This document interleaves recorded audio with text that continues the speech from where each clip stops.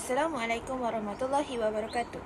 Nama saya Anis Syahira binti Mir Azham dari kumpulan 6 akan membentangkan tajuk kehidupan selepas mati dalam perspektif mitologi Rom.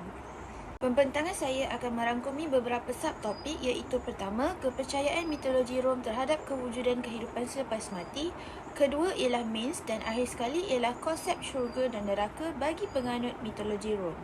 Kehidupan selepas mati secara amnya bermaksud setiap makhluk yang hidup di dunia ini mempercayai bahawa apabila seseorang itu mati, mereka akan meneruskan kehidupan di alam lain yang juga digelar alam akhirat.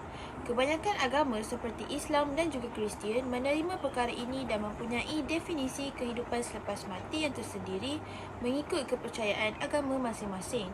Namun begitu, terdapat juga beberapa agama yang tidak mempercayai kehidupan selepas mati seperti agama Hindu yang berpegang kepada konsep kelahiran semula. Menurut Islam, penganut-penganutnya beriman bahawa wujudnya hari akhirat atau kehidupan selepas mati. Hal ini telah disebut di dalam Al-Quran yang merupakan kitab suci agama Islam. Bagi orang Islam, kehidupan selepas mati itu merupakan bukti Tuhan itu maha adil terhadap hamba-hambanya. Mereka percaya bahawa setiap yang baik itu pasti akan dibalas baik dan setiap yang jahat itu juga pasti ada balasannya setimpal dengannya. Menurut Islam juga, kehidupan di dunia ini merupakan satu ujian yang memperoleh kehidupan abadi yang bahagia di alam akhirat.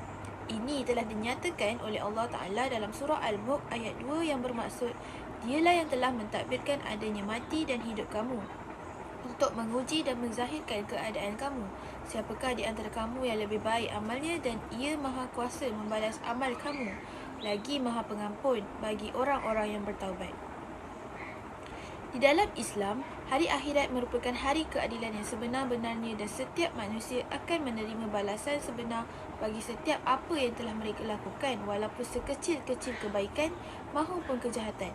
Ini juga ada disebut di dalam surah Ali Imran ayat 185 yang bermaksud tiap-tiap yang bernyawa akan merasai mati dan bahawasanya pada hari kiamat sahajalah akan disempurnakan balasan kamu. Ketika itu, sesiapa yang dijauhkan dari neraka dan dimasukkan ke syurga, maka sesungguhnya ia telah berjaya. Dan ingatlah bahawa kehidupan di dunia ini meliputi segala kemewahannya dan pangkat kebesarannya tidak lain hanyalah kesenangan bagi orang-orang yang terpedaya. Persoalannya sekarang, adakah mitologi Rom juga mempercayai bahawa wujudnya kehidupan selepas mati ataupun adakah mereka juga sama seperti penganut agama Hindu yang berpegang kepada konsep kelahiran semula? Secara khususnya, tiada sebarang kepercayaan tetap yang telah dikuatkuasakan tentang kehidupan selepas mati oleh orang Rom kuno. Namun begitu, kebanyakan daripada mereka meyakini dan mempercayai bahawa setiap yang mati akan memulakan hidup baru sama ada kehidupan yang baik atau buruk di underworld. Kisah ini ada diceritakan di dalam sebuah puisi tulisan Virgil yang bertajuk The Aeneid. Puisi ini pada asalnya diterbitkan pada 19 sebelum Masihi tetapi telah ditulis semula beberapa kali. Menurut apa yang telah diceritakan di dalam puisi tersebut, terdapat seorang hero yang bernama Aeneas yang mengembara ke underworld yang mana mencerminkan keadaan yang sama seperti agama Yunani iaitu Hades. Semasa pengembaraannya ke sana, beliau bertemu dengan sebuah tempat yang dinamakan Fields of Elysium atau Padang Elysium. Aeneas menggambarkan Padang Elysium ini sebagai tempat yang indah dan cantik di mana roh-roh orang yang diberkati ditempatkan. Selain itu, Aeneas bertemu juga dengan Tartarus yang suram dan muram, di mana di sinilah tempat mereka yang mendapat dusta dari Tuhan-Tuhan mereka. Menurutnya juga, terdapat juga roh-roh dan jiwa-jiwa yang tidak tenang yang akan menunggu di sepanjang sungai Styx. Orang Rom kuno mempercayai bahawa roh-roh ini akan menghantui dan mengganggu orang yang masih hidup di dunia. Ketiga-tiga tempat ini akan saya ulas dengan lebih lanjut di bahagian ketiga. Berdasarkan penulisan puisi ini, kita dapat membuktikan bahawa orang Rom kuno kuat mempercayai akan kewujudan kehidupan selepas mati. Seterusnya, saya akan menerangkan tentang Mens. Apakah itu Mens ataupun Demens? Mens ialah roh dewa orang Rom yang telah mati yang terus wujud sebaik sahaja badan fizikal orang Rom tersebut telah tamat tempoh. Bagi orang-orang Rom purba, mereka mempercayai bahawa selepas seseorang itu mati, mereka akan berubah menjadi makhluk istimewa dan diberi kuasa yang digelar Mens atau Demens. Orang Rom merujuk kepada mereka sebagai ketuhanan dan Tuhan, dan mereka juga menyembah kedua-duanya dalam perayaan yang dijadualkan secara rasmi seperti Parentalia dan semasa upacara lain di kubur atau di kuil yang berada di rumah mereka. Orang-orang Rom kuno juga berdoa kepada Mins agar kehidupan mereka dipanjangkan, menasihati mereka melalui mimpi, melaksanakan sumpah mereka serta untuk mendapatkan pelbagai lagi keinginan dan keuntungan. Namun begitu, untuk seseorang orang Rom yang telah mati itu layak menjadi seorang Mins bergantung kepada model warisan dan juga idea kesetiaan keluarga yang secara amnya merangkumi penduduk Rom keseluruhannya. Dalam sesetengah kajian menyatakan bahawa Mins mempunyai kuasa ke atas kehidupan dan kematian. Perkara ini boleh dilihat melalui sekumpulan aplikasi varian di mana Mins boleh memanjangkan hayat atau membawa kematian pramatang dalam cara yang berbeza dan dalam konteks yang berbeza. Menurut buku tulisan King pada tahun 2020, terdapat sebuah puisi penghiburan iaitu Statius yang menerangkan tentang tindakan seorang isteri kepada setiausaha Empire Abbas Cantus yang bernama Priscilla yang telah mati.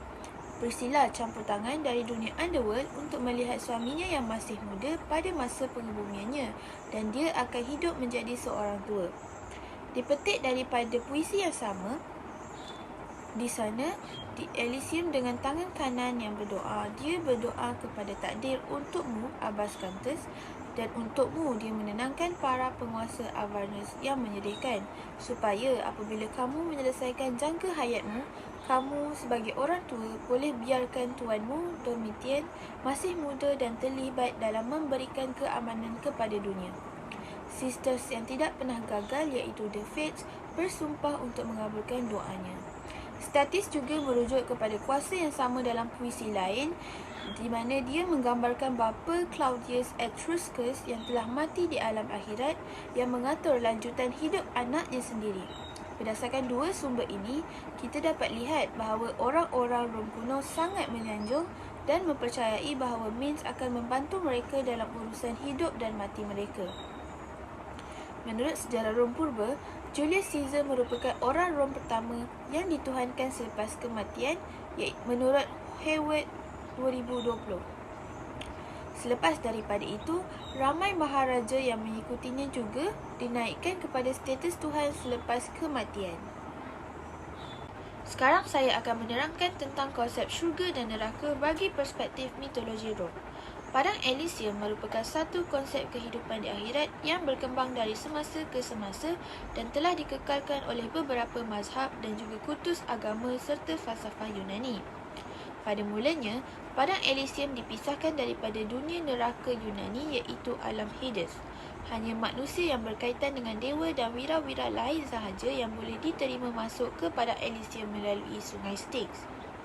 Kemudian, konsep tentang siapa yang boleh masuk ke situ diperluaskan untuk merangkumi semua yang dipilih oleh Tuhan, orang yang benar dan juga heroik.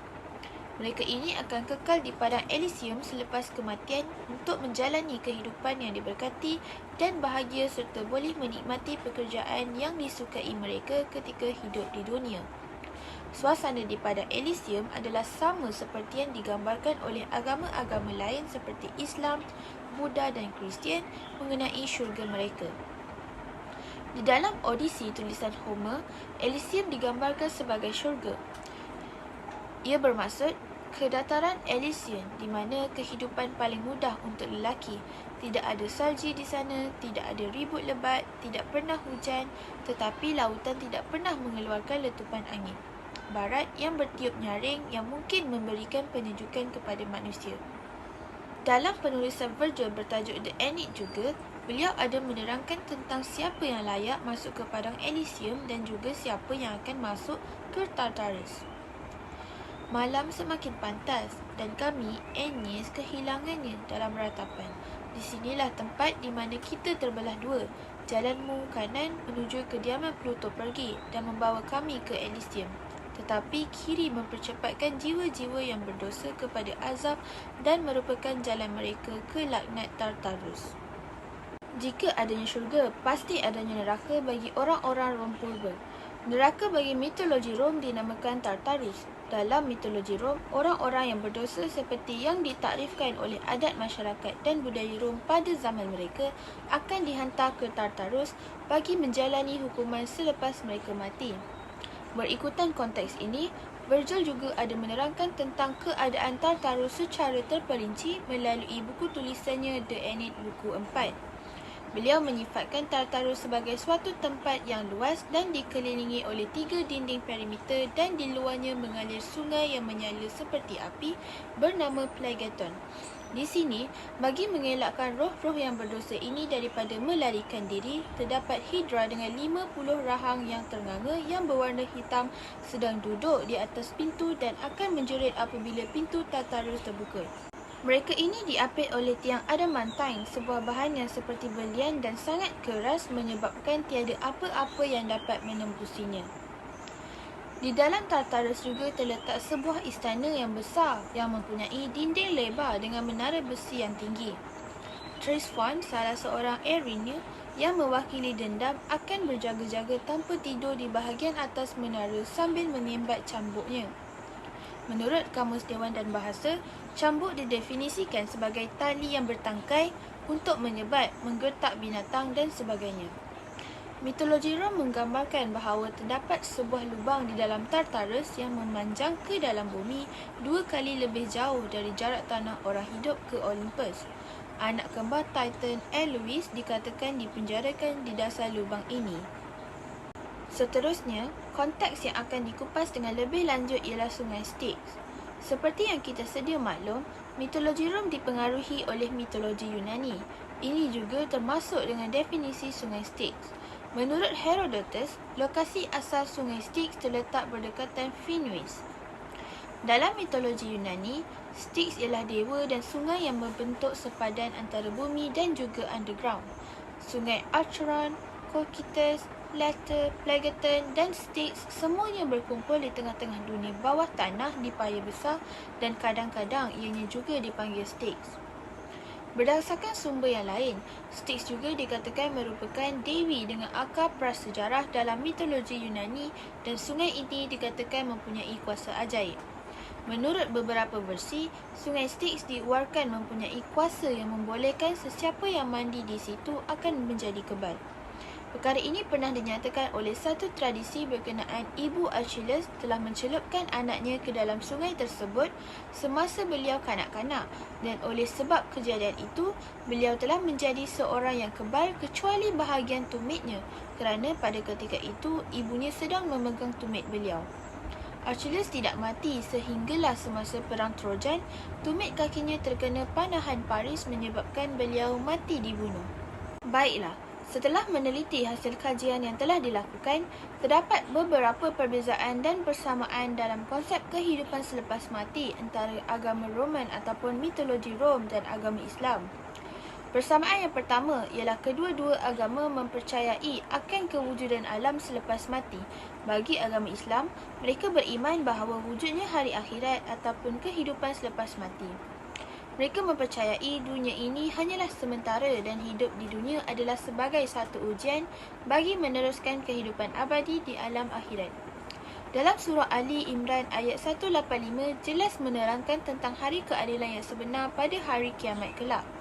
Begitu juga dengan Rom mitologi yang mempercayai bahawa setiap yang mati akan memasuki alam akhirat yang juga digelar underworld. Persamaan yang seterusnya ialah kedua-dua agama meyakini adanya syurga dan neraka. Kedua-dua penganut percaya bahawa setiap perbuatan di muka bumi akan dibalas di akhirat atau di alam selepas mati. Dari sudut pandangan agama Islam, setiap manusia yang sudah mati akan dihidupkan semula pada hari perhitungan.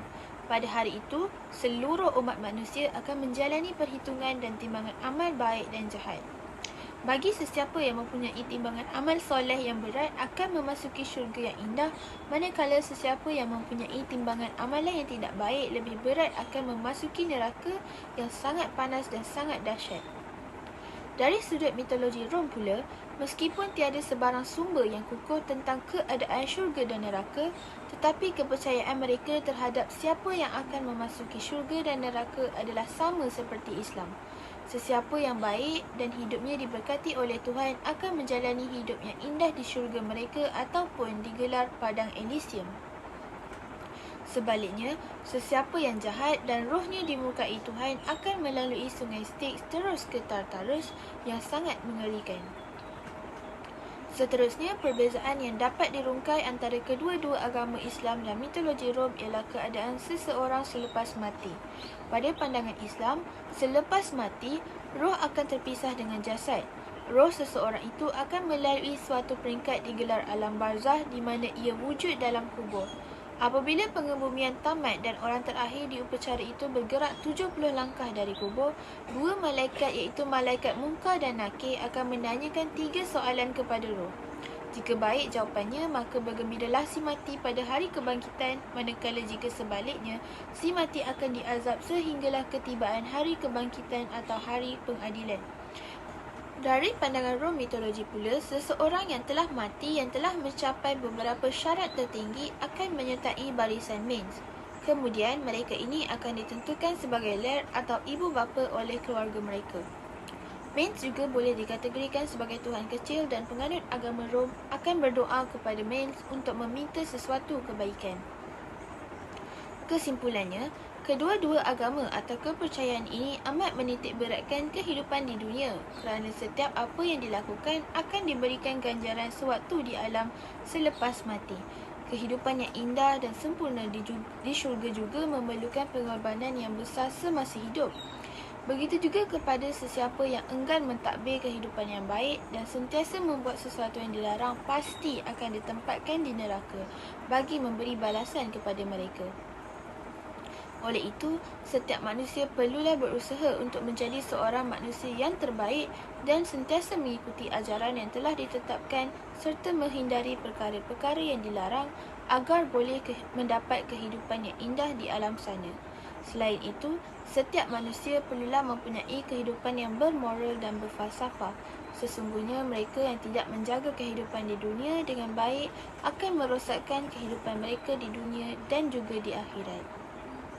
Sekian daripada saya, semoga apa yang dibentangkan dapat memberi ilmu baru kepada kita semua.